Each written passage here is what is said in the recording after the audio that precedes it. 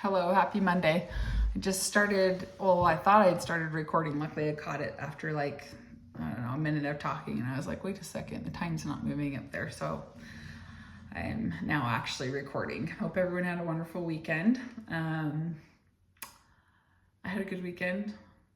I feel like my weekends are spent like at either soccer games for my kids, running errands. Went to IKEA with my husband. If you've been to IKEA, I go there just often enough that like the times between trips are so spread out because I actually can't stand that place.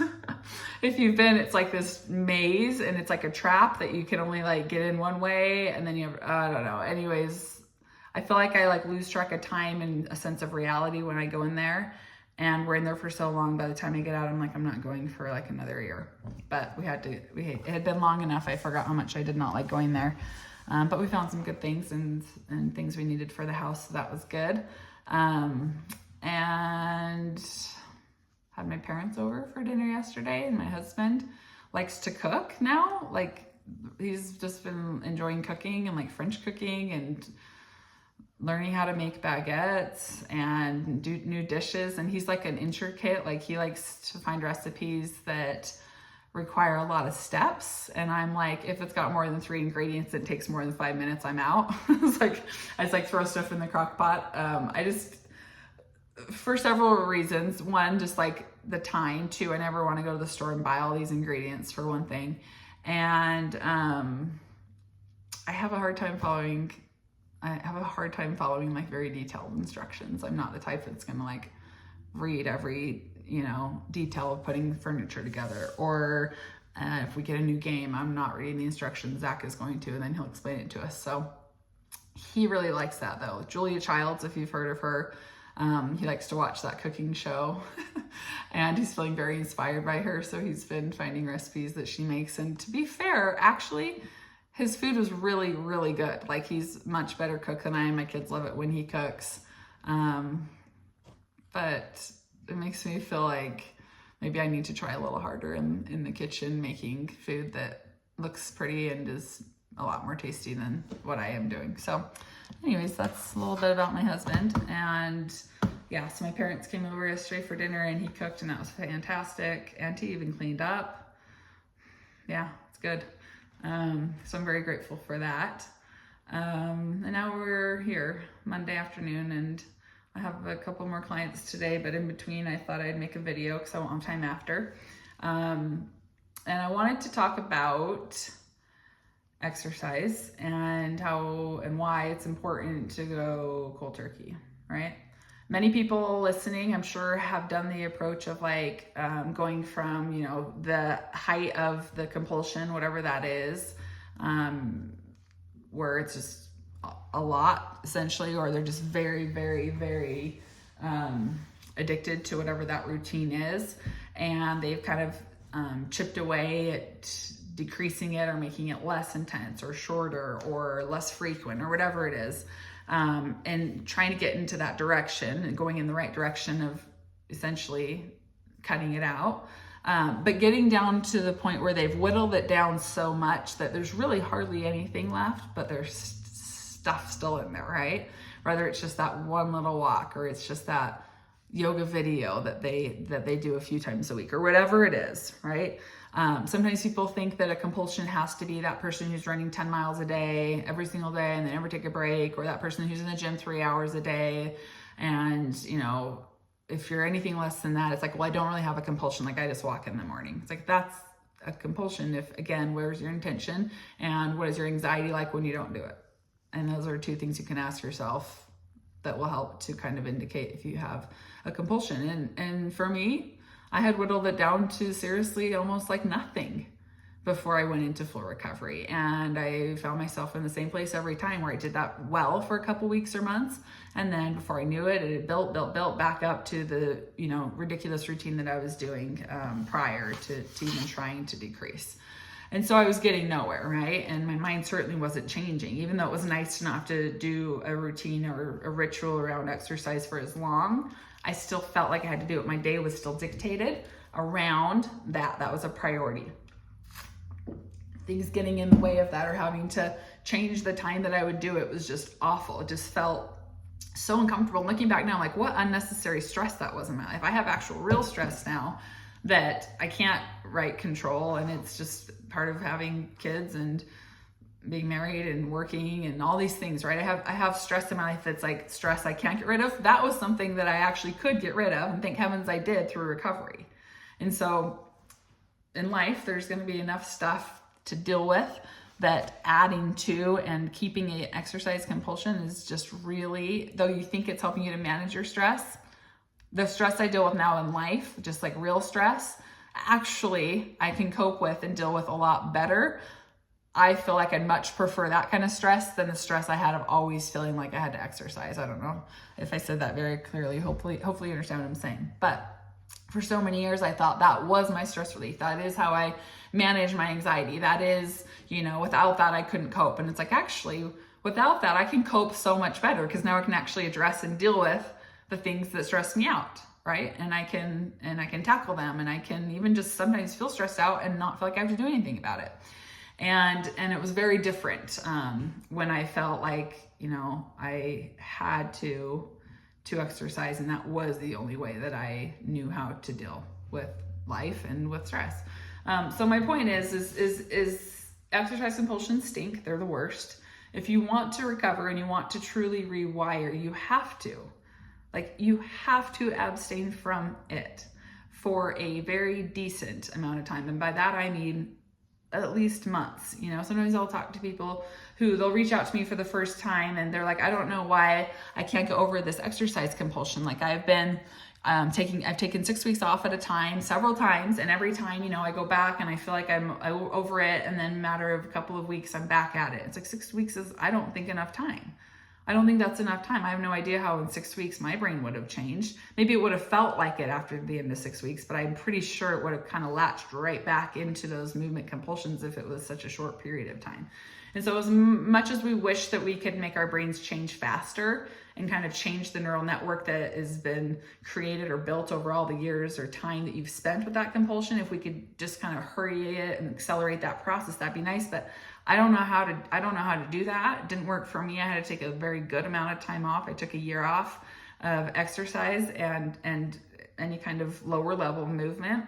And I think that was the only way I would have been able to do it. I can't imagine doing it for a shorter period of time and expected the same results. I feel like I probably would have. I know I would have because I'd done it in the past for shorter periods of time and just always kind of latched back.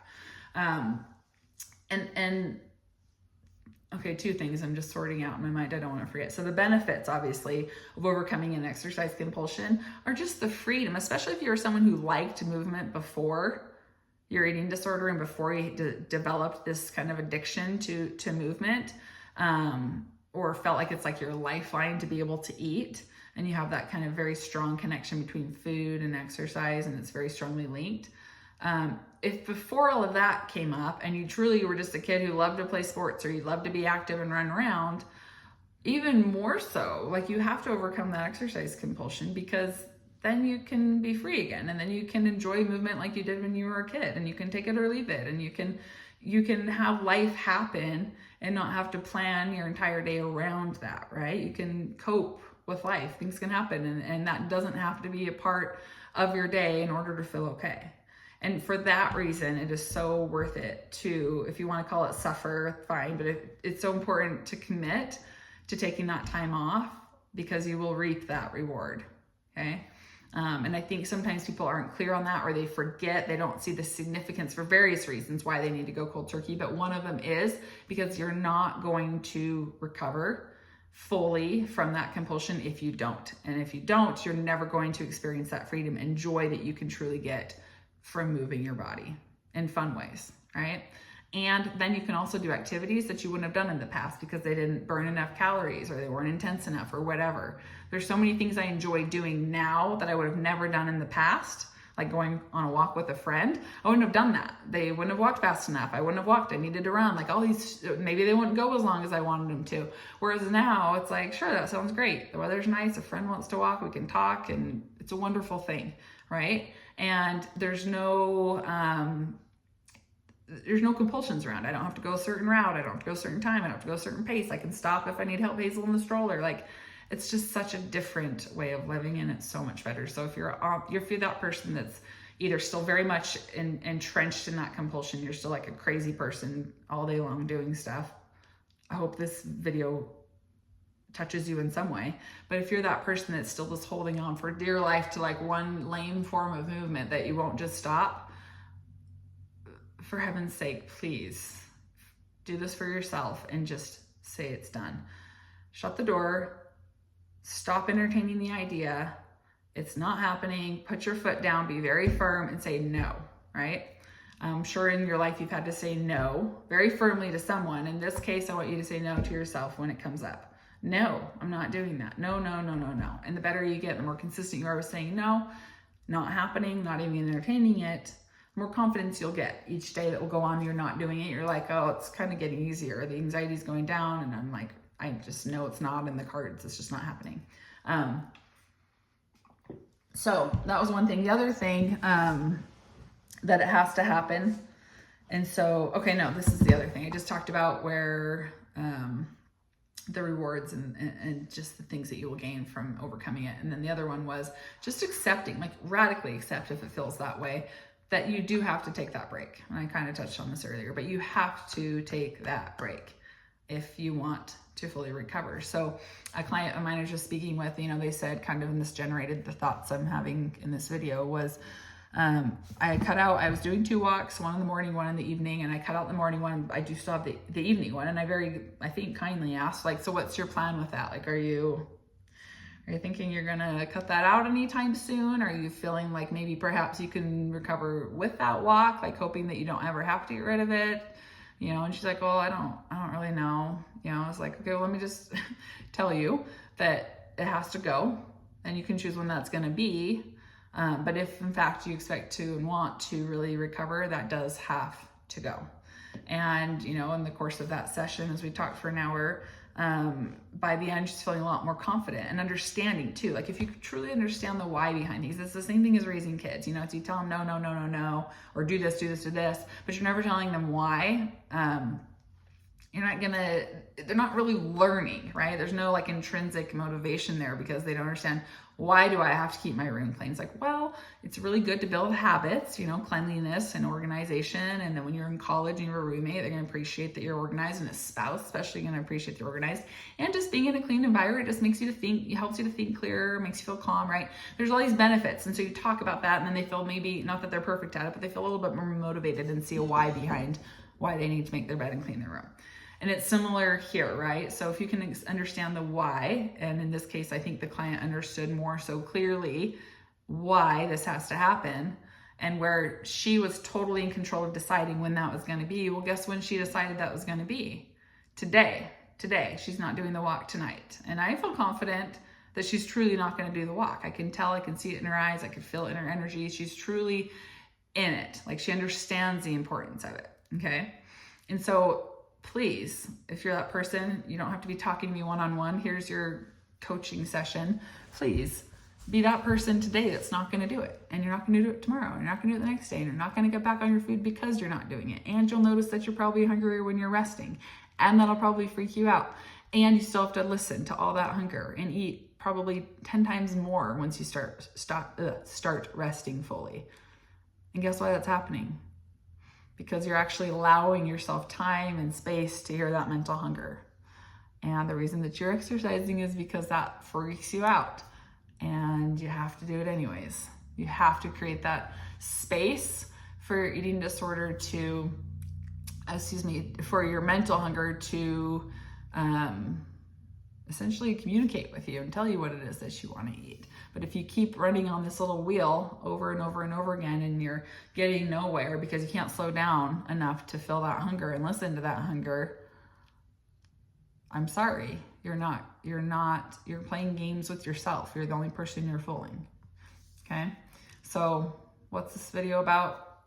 I have no idea. Again, mostly I talked about exercise compulsion, overcoming that. Be that person that decides, hey, I'm dealing with reality, and reality is it does have to stop at some point if I want to recover, and I do want to recover, so today's the day we're doing it. There's no more procrastinating, pushing it off.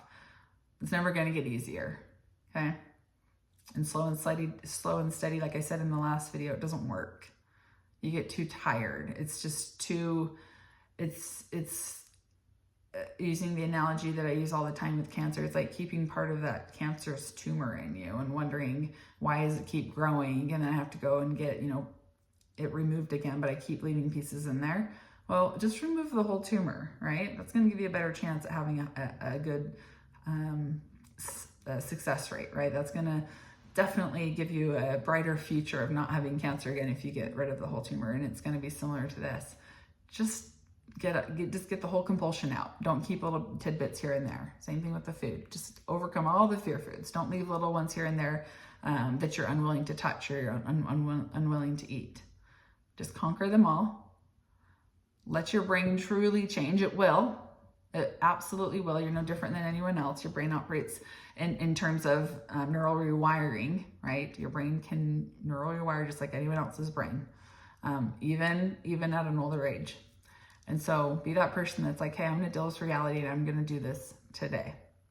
Now go and do. Okay. Have a great day. Bye.